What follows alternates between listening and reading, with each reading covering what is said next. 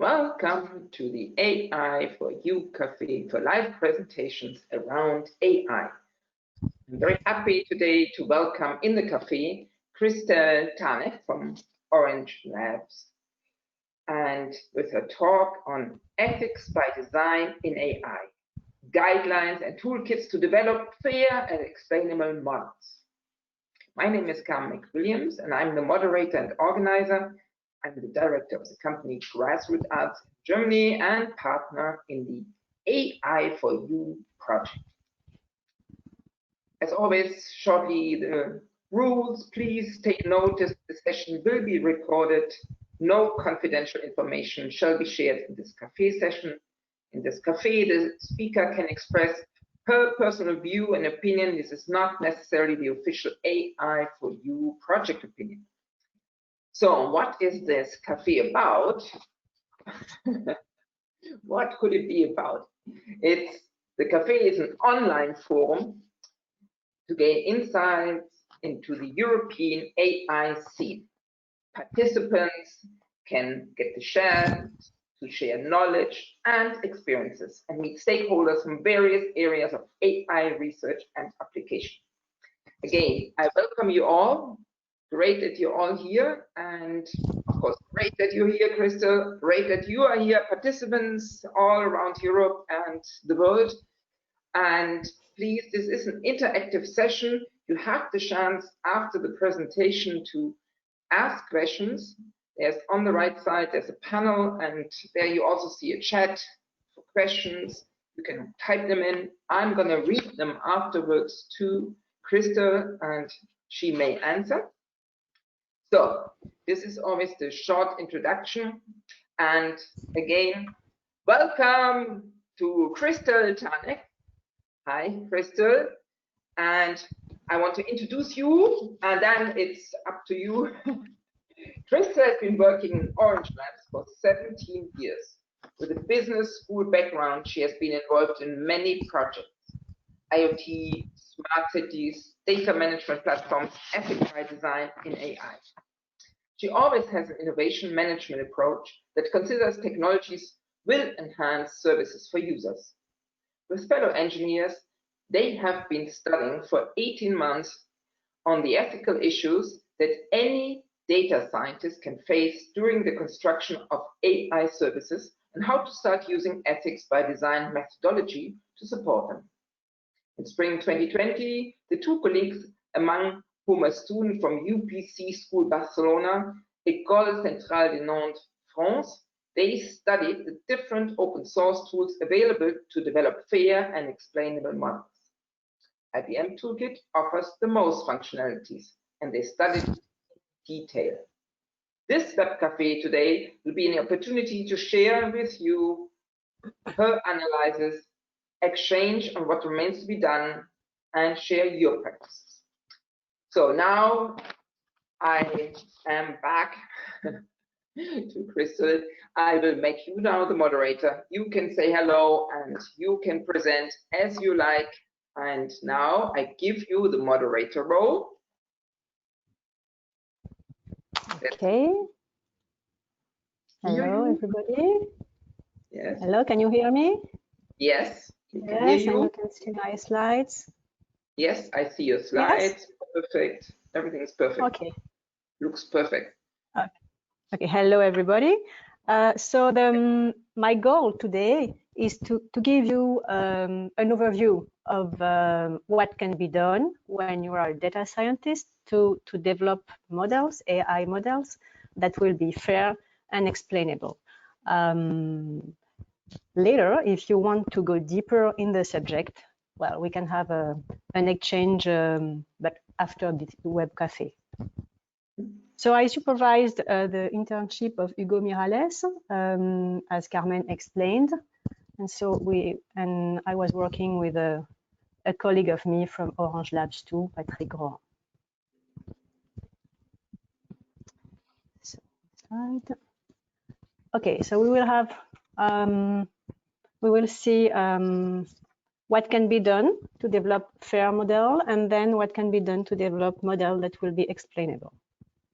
So first of all, we we put our study in the European background, if I can say, with the European vision of AI. I mean a trustworthy AI as defined by the European Commission. That means an AI that will respect laws, that will be robust on a technical point of view, and that will be ethical.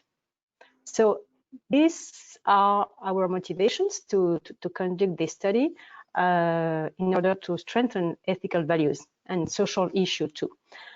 The position we adopted was to have a bottom-up approach to be complementary with the top-down initiatives we can see. And we decided to focus on 3 main principles that the data scientists have to address during the construction and the development of his model: fairness, explainability, and reliability.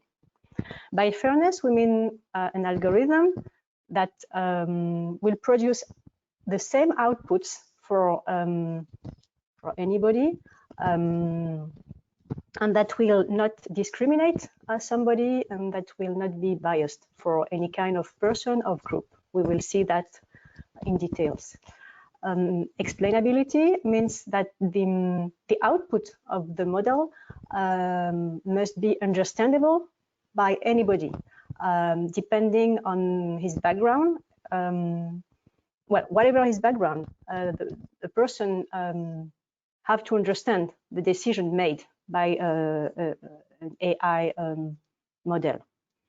And reliability, well, it's a principle to be robust on the technical point of view, and to also be compliant with the GDPR. And here there's a balance to find between technical robustness and ethical values.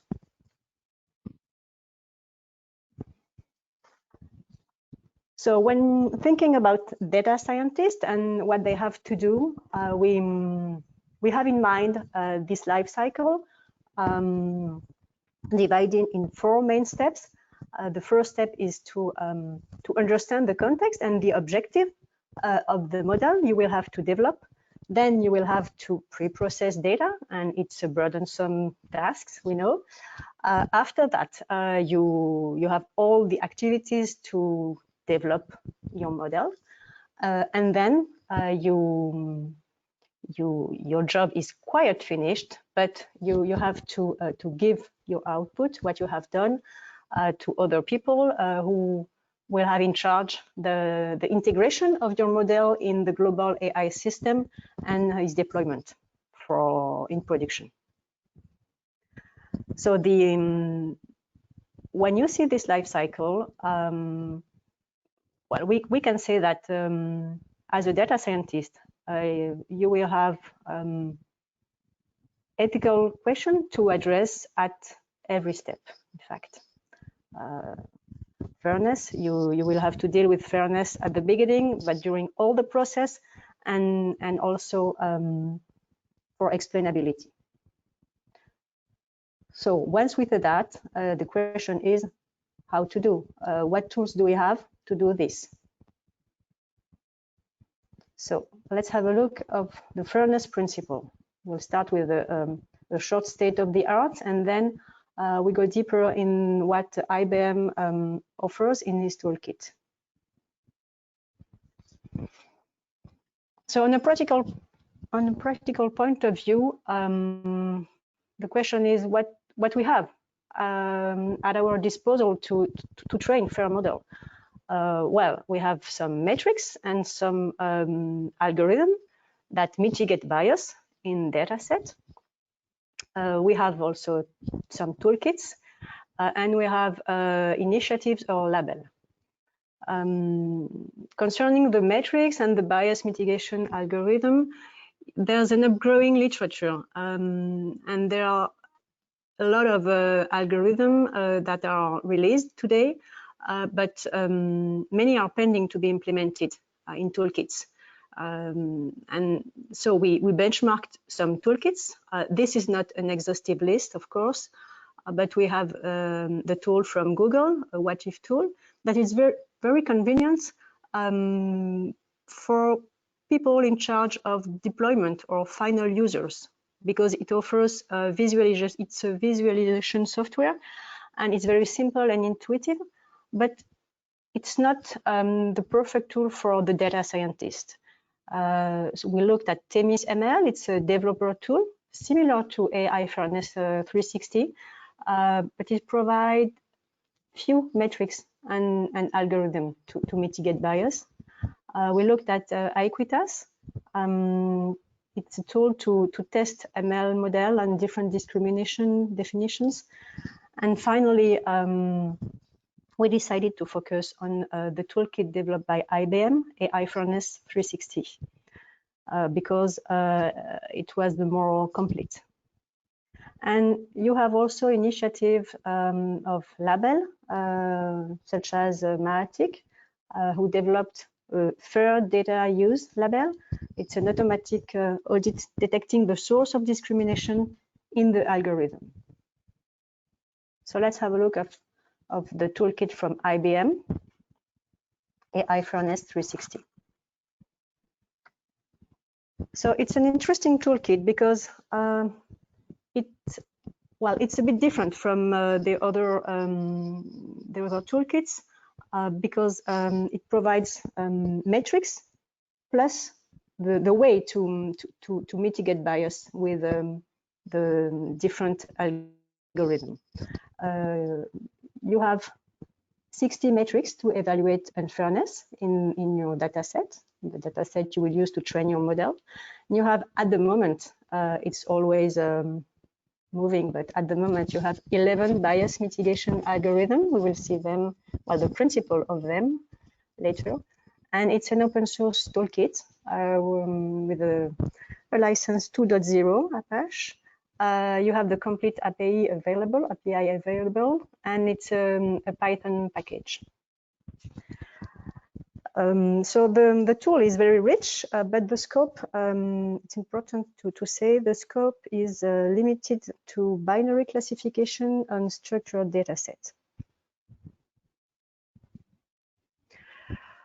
Well, I say in introduction that I will give you a global view, an overview, so we won't go deeper in mathematical formulas, but some definitions to understand what will follow. Well, we have the true label that the model tries to predict, and it can be favorable or unfavorable, that's life. You have the predicted label, that is the output of the machine learning model. And you have what we call sensitive attributes. It represents the groups for which there is unfairness, for instance, race or gender. And as we are in binary classification, the output of these sensitive attributes can be 1 or 0. And for instance, if we think about race, if it's 1, it means you are white, and if it's 0, it means you are non-white. Very simple. And you have the features, of course, that are used in the training data set as an input to train the model to make the prediction. Saying that, when we think about fairness, we have mainly two types of fairness. You have individual fairness and group fairness. So individual fairness was introduced by Dwork, and well, the idea is to treat similar people similarly. And there's a metric that have been defined by ZML called consistency to measure that individual fairness. And the formula is, as you can see here. And the idea is to compare classification prediction of one input you are interested in to the classification prediction of its k nearest neighbors. Then you have the group fairness. For group fairness, well, you have a notion called disparate treatment. The idea is not to use the sensitive attributes at decision time. The prediction should not rely on sensitive information. And therefore define a model free of disparate treatment as predicting the same output after observation of the sensitive attributes given the non-sensitive features. It means, for instance, if we take the example of race, if you are applying for a job, if the model is fair, whether you are white or non-white won't have an impact on the output, on the prediction. This is a notion, but there's no metric associated to this. Talking about metrics, in the group fairness, we have two metrics. You have the disparate impact and the disparate mistreatment. Disparate impact, the idea is each sensitive group has the same global ability concerning a task, a decision, the same fraction of favorable classification. And the perfect value, of course, is 1, but 80%, the 80% rule is often used.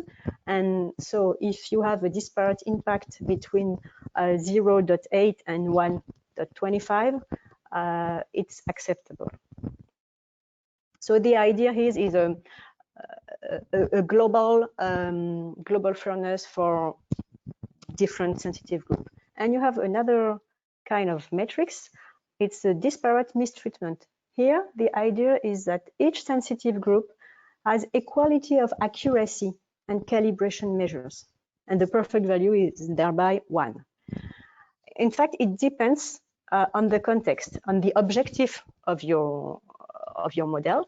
For instance, if we are in the health domain, we will privilege the disparate mistreatment. If you want to predict the occurrence of cancer, for instance, you will choose the disparate mistreatment. You want the prediction to be to have the same accuracy for any group.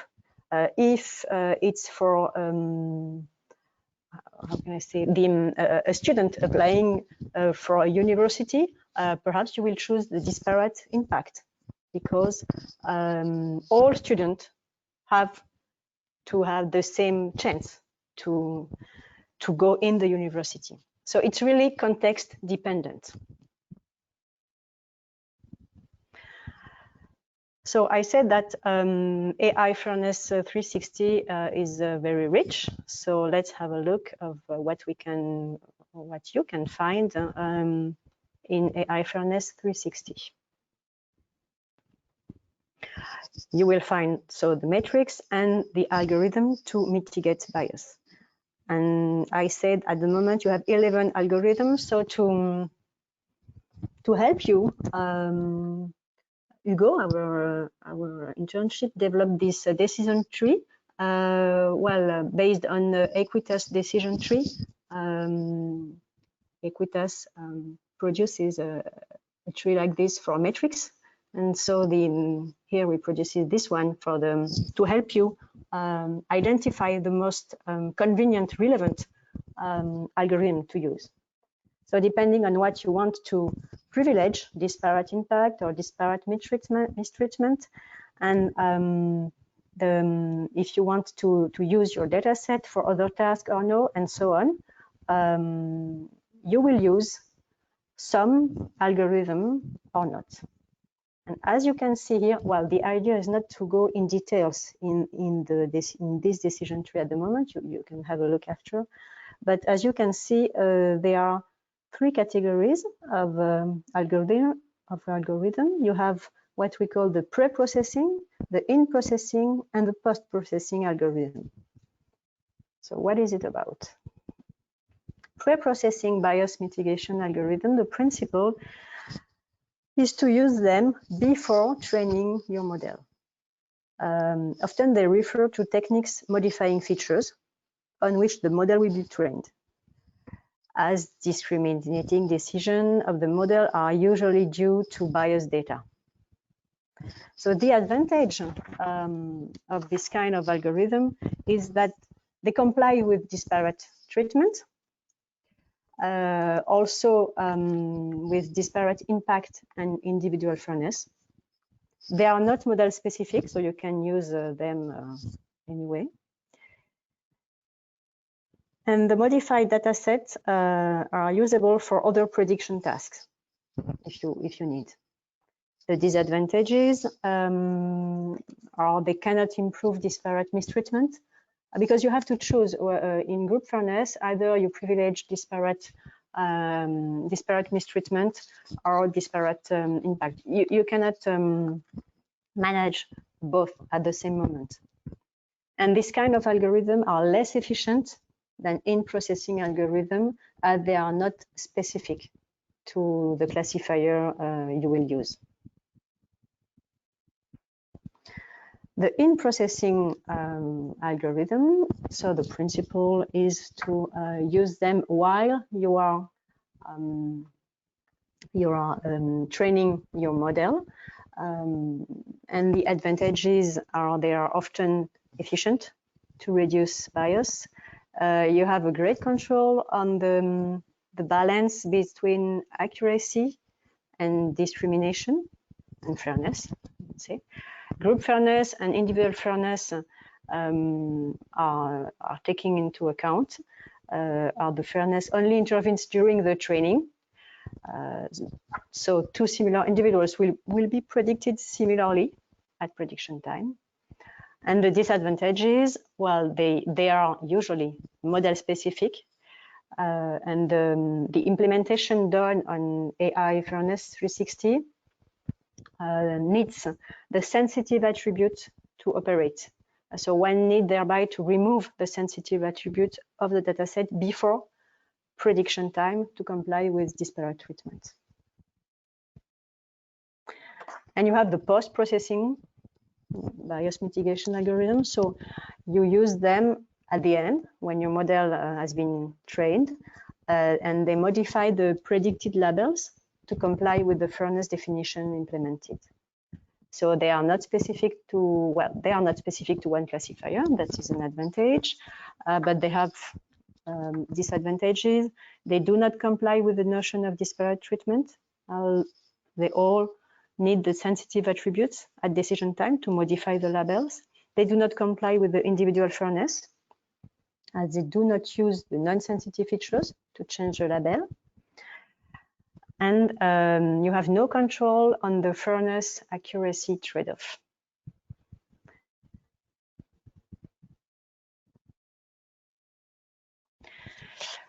So as a takeaway, I can say about AI Fairness 360, well, it helps you, it's a toolkit that helps you evaluate the fairness of a model. You have metrics and an algorithm to mitigate bias, and you can choose either to privilege individual fairness, so to treat similar individuals, or to privilege group fairness. And here, depending on your context, you can privilege what we call disparate treatment. So prediction should not rely on sensitive attributes, and you can choose the disparate impact, which means each sensitive group has the same global ability. It's concerning a task, or you choose to privilege the disparate mistreatment. That means each sensitive group should be predicted with the same accuracy. And once you have chosen what you want, what kind of fairness you want to privilege, you choose one of these algorithms, and you can use them either before training your model, during the training phase, or after the model have been trained. And this really depends on the context of your development.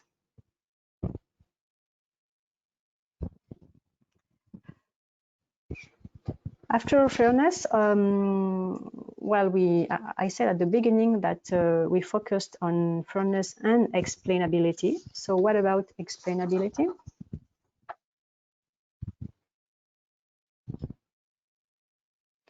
So why do we focus on explainability? Because, well, to achieve an ecosystem of trust, trust cannot be achieved without explanation. If you don't understand something, you cannot trust it. It also helps to comply with the incoming regulations. And we know that today, especially in deep learning, models are deeper and deeper, and thereby less and less human understandable.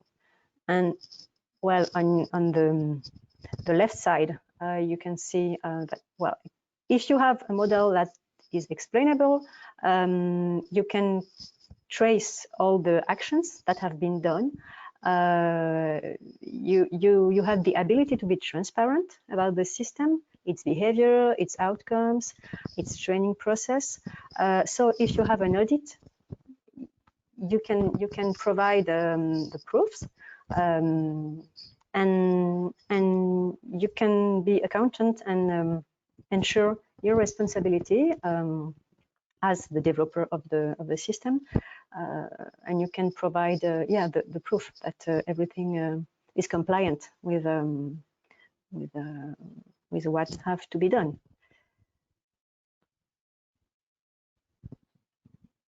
So previously I said that the kind of fairness you want to privilege depend on the context. Explainability is also context dependent. Because depending on the person you have in front of you, the explanation you will give will be different. And that will depend on the recipient, the impact, the regulation context, and the operational context in which you are developing your AI model. Indeed, depending on the background of the recipient, for instance, if I have to explain my model to a data scientist, I will go in details. If now I am an employee in a bank and I have to explain my client why I refuse a loan for him, the explanation I will give will be really different. So you have to adapt to the recipient of the explanation, his level of expertise, and also the time he has to receive this explanation. The explanation depends also on the impact your AI model will have. Will it possibly harm the person or not? And explanation can mitigate the harm? It also depends on the regulatory context, of course. Is there a risk to infringe fundamental rights or not? And that's why today the European Commission is talking about risky AI. And you have also to take into account the operational context. Is explainability an operational imperative? Is it compulsory for safety certification? Or usability needs. For instance, if you are developing an AI system for health, it's quite risky. It's not the same level of risk as in another context. So you have to take into account all this to choose the kind of explainability you will give. And explainability depends also on the type of model you choose. As you can see on the lower side, the more accurate is a model, the less interpretable it is. You have the linear regression. It's quite easy to understand for us as a human, and at the other side you have the neural networks. Very complicated and called the black box because they are very complicated and it's impossible for a human to understand their behavior. And this is the situation today on the left side. And of course, on the right side, you can see the desired situation. We want the model to be always accurate, but to be more explainable and perhaps and this is the challenge, in fact.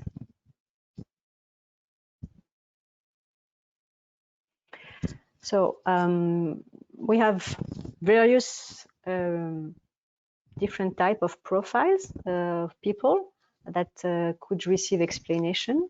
You have, of course, the data scientist. Explanation will be helpful for him to improve and debug his system. And at the moment, it's it's the way people are using explainability in AI. Most of the time, it's to debug the system. And it will be also useful to facilitate testing for safety standards. For the product owner, explainability will be useful to understand the global behavior of its product, what is automized and how it is done, because he has a responsibility as a product owner. It will be helpful also to provide limitations of the system, the potential harms of reaching the limits and how it can be mitigated. The people who are in charge the deployment, the integration of the AI model in a more global AI system will need explanation to position the model in the overall system's operating environment and to understand its limitation and range of efficient operation. We can think of the potential of drift, of the model. So if you do not understand the way the model can be used, there's a risk to see the model drift and that the output of the model won't be as accurate as before. For the auditor, the regulators, explanation will provide the ability to audit the whole system or a particular prediction, depending on what they want to see. For the system user, by system user, I mean, for instance, the employee in the bank who is using at the end the AI system that have been developed by the data scientist. He has to trust the service he is using, and what might be done in case of unforeseen situations, and also he has to check that the system works appropriately and to enable meaningful challenge. And the end user or the affected person, if you are asking for a loan, for instance, you have to understand what are the factors affecting the decision, and you have to be able to understand if you are treated fairly and to potentially challenge the decision.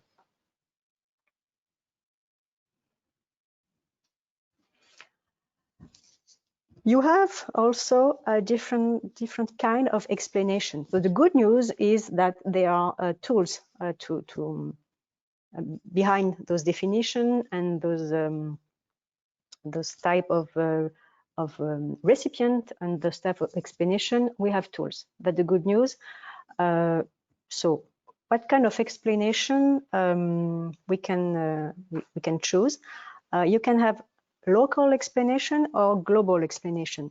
Local explanation, it's the ability to explain one particular outcome. You are asking for a loan, and the employee from the bank say, no, I'm really sorry, but no, we cannot give you this loan. You want to understand why for you. On the contrary, you have the general explainability.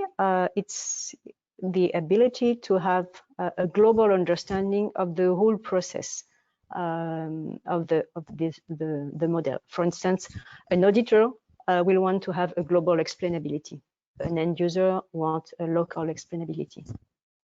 Then you can have a post-hoc approach or explainable self-producing system.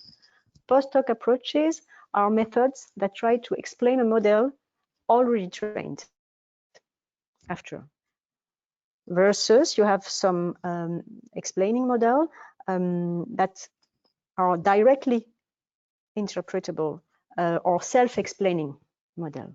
They generate themselves, if I can say, explanations.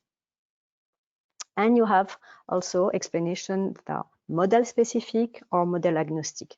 You have methods that are only suitable for use by a single type of model, for instance, neural networks, versus techniques that can be used for many different types of model. If you want to go deeper, you can click on the link. So I say it's good news because we have a lot of tools. So again, this list is not exhaustive, but as you can see on the left side, you have a list of toolkits available. You have the toolkits for self-explaining model or directly interpretable and postdoc. And in the postdoc category, you have the local and the global. And well, as you can see, AI explainability 360 is the more complete toolkit. That's why we decided to go deeper in it to see what we can use. So in the same idea of a decision tree, so this is a decision tree from IBM.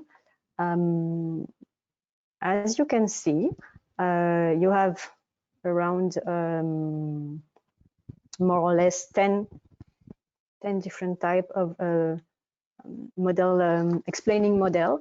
And depending on what you want to do, you can use this decision tree to guide you in your choose.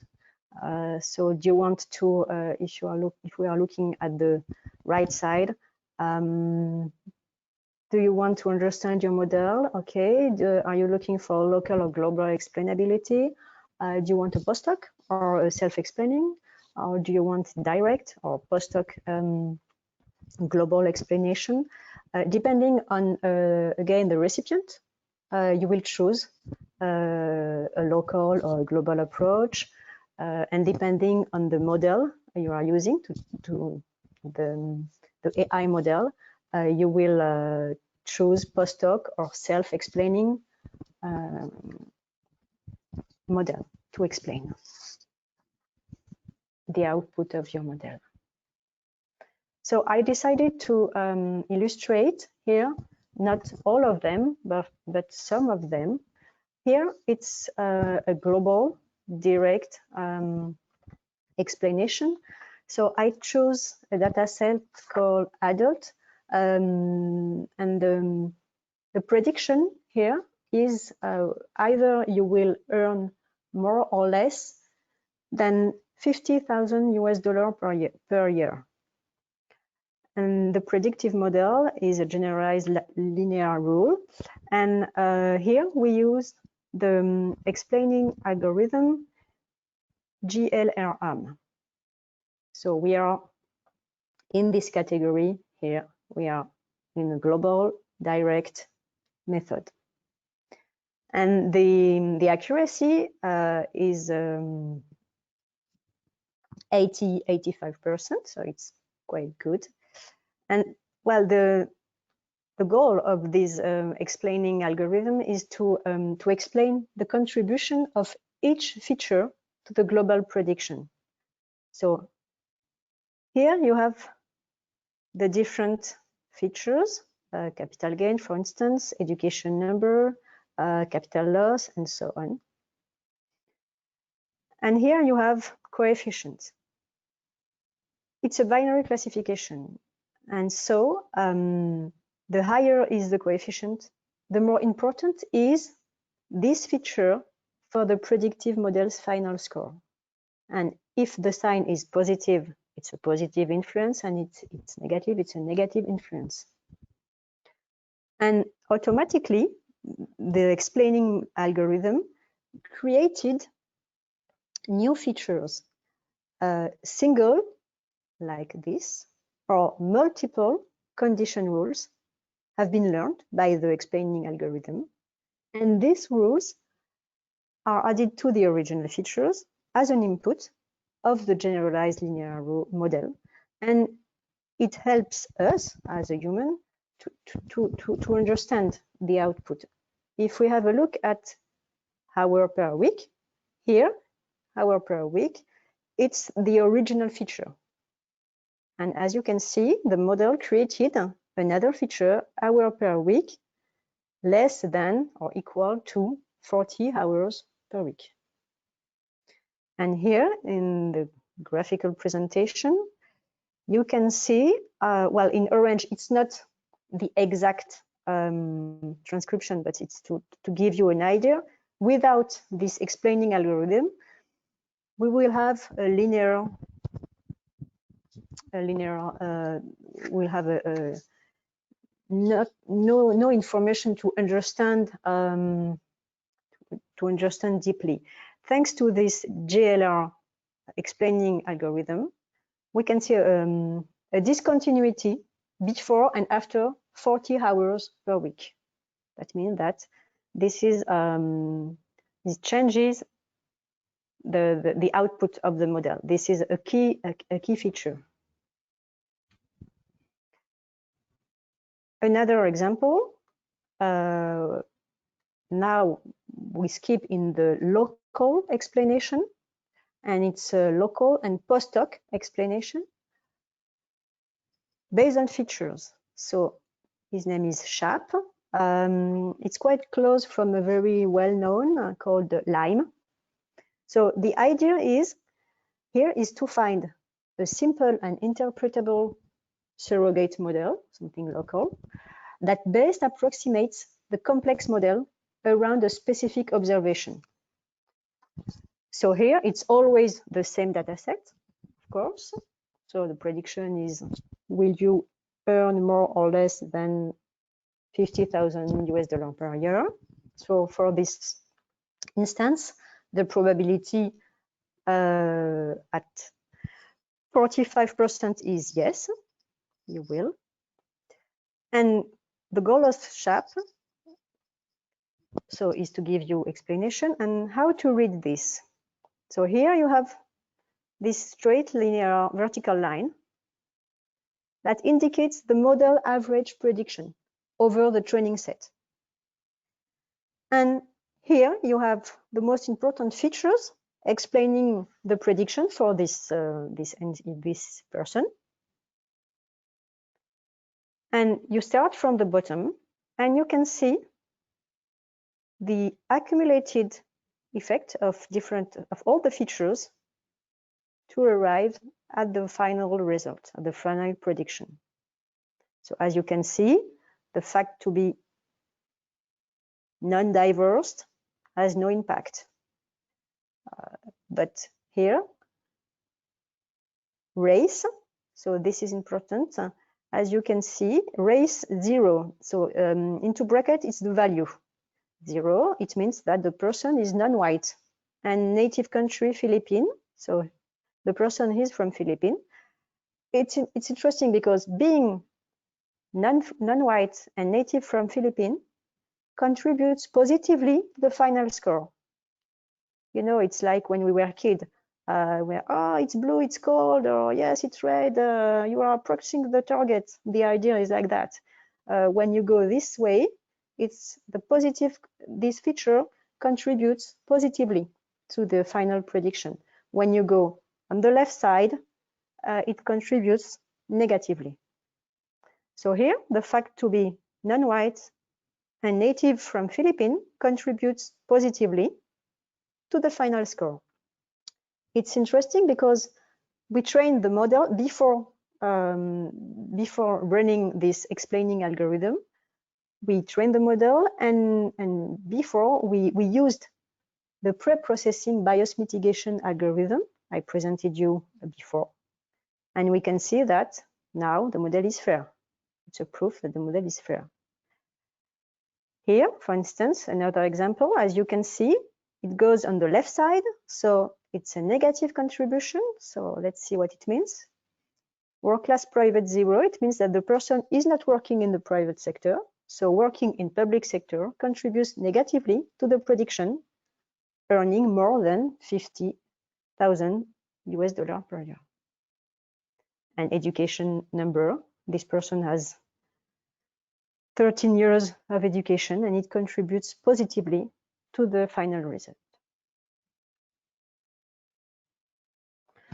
another example of local postdoc explanation, but based not on the features, but on samples. And you have this one, proto-dash. So the idea is, I have this person who is predicted positively to earn more than $50,000. She's 46 years old. She has 13 years of education. Okay, she's a man, she's non-white, etc. And this is a similar observation from the training data set. As we can see, they have quite the same level of education. They are both men, they are non-white. They are working the same number of hours, but they haven't got the same age.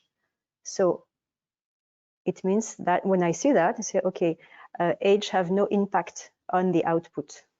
It's not a prediction. And finally, you have another algorithm called SEM. It's also local. It's also postdoc. It's also well, it's based on features. And here the idea is that the algorithm has created an observation, an instance that have well, the prediction is the contrary from the one you are looking at. Here, it's a people, she's 26 years old, and she's predicted with 60% of probability to earn less than $50,000 per year. And this one, it's not a real person, it's created by the model, is predicted to earn more than $50,000. And you can see, well, globally, they have the same number of years of education, but this one is older and he's working more hours than this one. So by these examples, if we just come back to the decision tree, yes, this one. Again, it depends on the context and what you want to explain, and it depends also on the model, the AI model you will use. As a data scientist, with your expertise, you will choose the explaining algorithm that suits the best with what you want to do.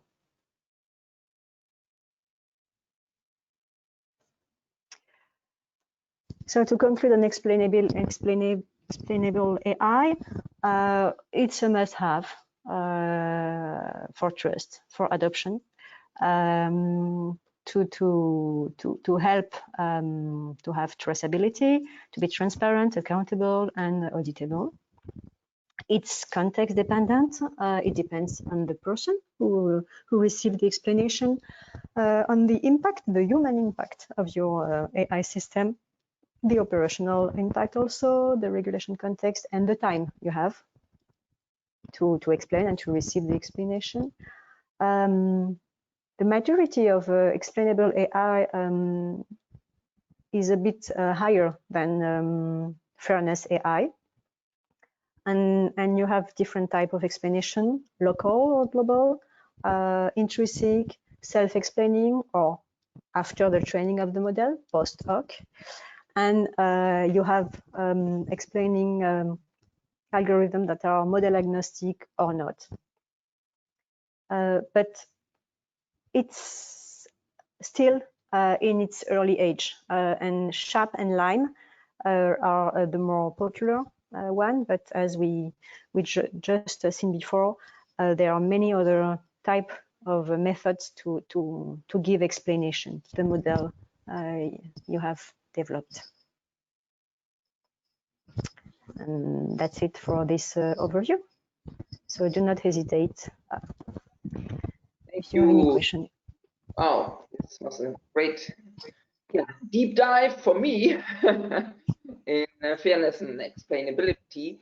And my first question is, I mean, you work for Orange, and I mean, if this ever comes into use, do you think there needs to be a new role like AI communicator? I mean, it's so difficult to tell this to a normal person, like to communicate what you just showed to a employee, to a user who's non-technical. Do you think there needs a new communication role? Like you understand, a person who communicates?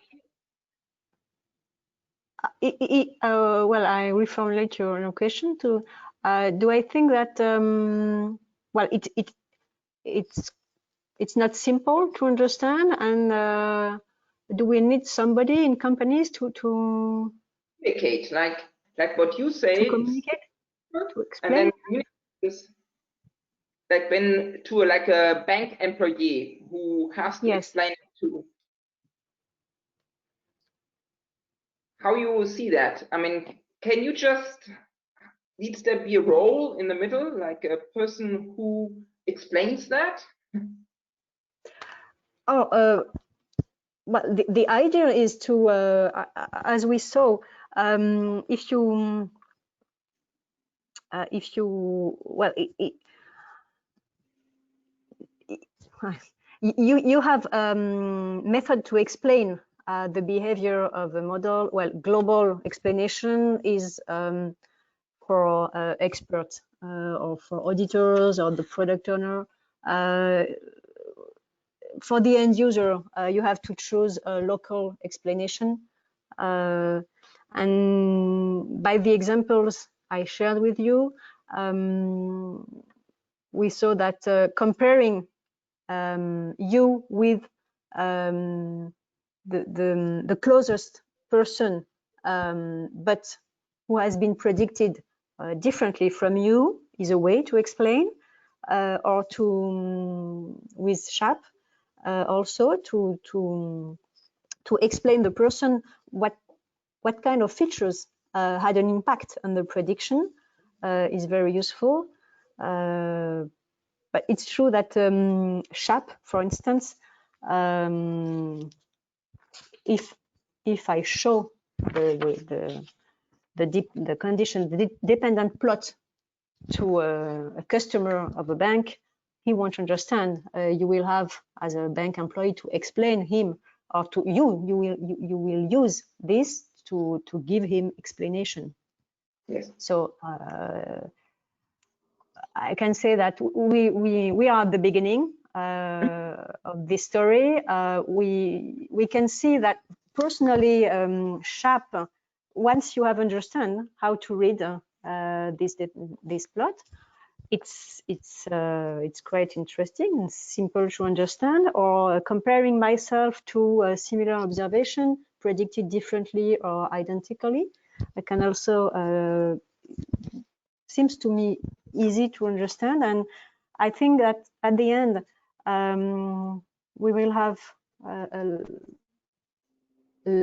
some tools, yes, and more I hope.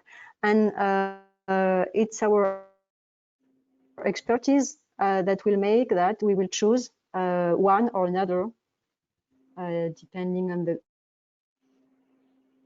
the context, I guess. Yes, thank you. So now I have more people want to ask some questions, and I thank you very much for this good answer. Here comes a compliment, Kai Firschau. Thank you very much for the fantastic presentation. I've visited several presentations, ethical design, and this was far the best, most informative and practical oriented presentation. Thank you again. I would love to hear further talks from you in the future. Best regards from Germany. And that is the question, not really formulated, is how can people come back to you? Can they just write an email to you if they need more information?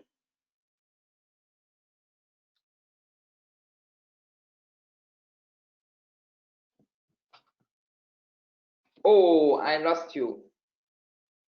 You hear me?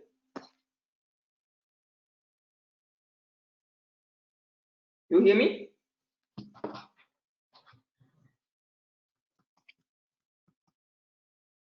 Right, one moment. I didn't understand the end of yes, but yeah, my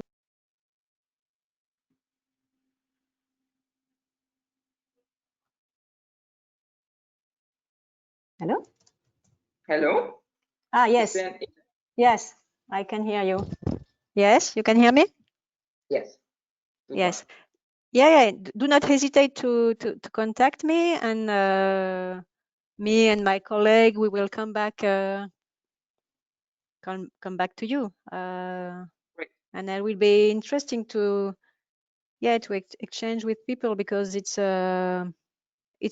quite new, and I think it's a quite exciting period, because well, it's not new to say that science cannot be done without conscience. You know, it's from Gargantua, from Rabelais.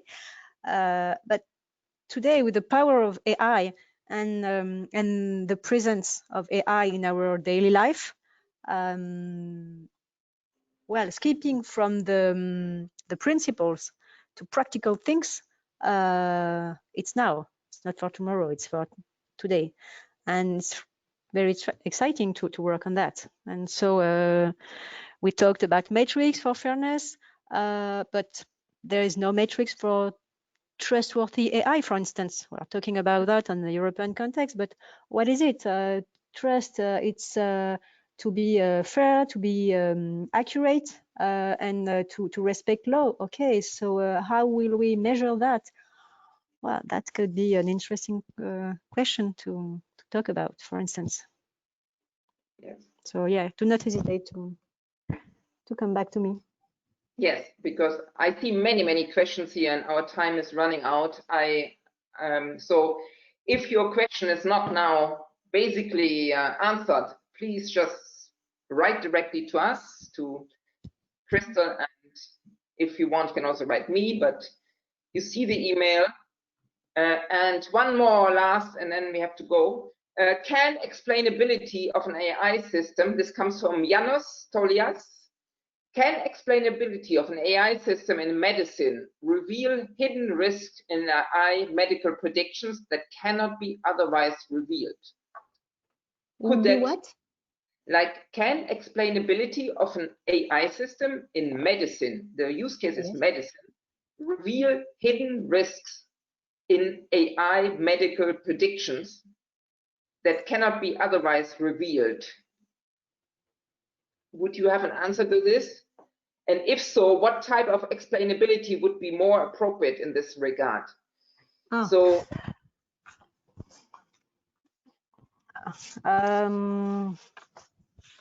about explainability, I'm not sure to understand in details. The question is, in the use case of medicine, could a software, can explainability, like a software, reveal, also find hidden risk in medical predictions done by AI, like predictions like AI system would predict, take this and this, no? Could this software you showed, could that reveal hidden risk in medical, you think, in medical predictions?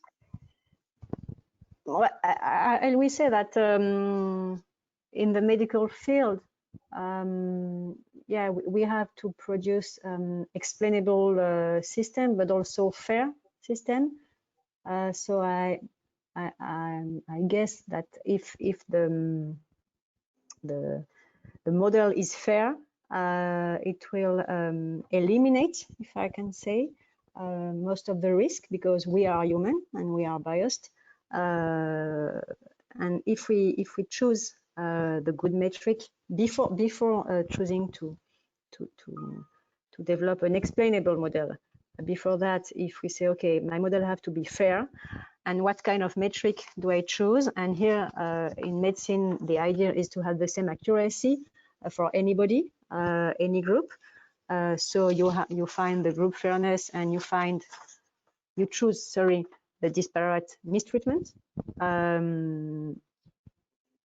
I guess, and then you explain what your model have done. I guess you will be ethic and will respect those principles. Mm-hmm. Yeah, I think it's because of time, I could now ask you many more questions, but I will not. Thank you very much for this answer. Thank you. I'm very happy you have joined us today. This was very, very great overview about the different tools out there in the moment. So thank you very much. And I will send you the recording. You, Christèle, will get the recording, and you will be the person to decide if it will be published. And if so, then it will be on the YouTube channel. So okay. I thank you. And now I want to invite everybody back next week to the cafe. It will be with Stefan Göllner, and I'm happy to send you again an invitation. His session will be about AI Campus, the learning platform for artificial intelligence. You will get automatically this invitation when you're here in this session. Thank you very much and have a nice afternoon. Thank you, Christèle. Bye-bye. Have a nice afternoon. Bye.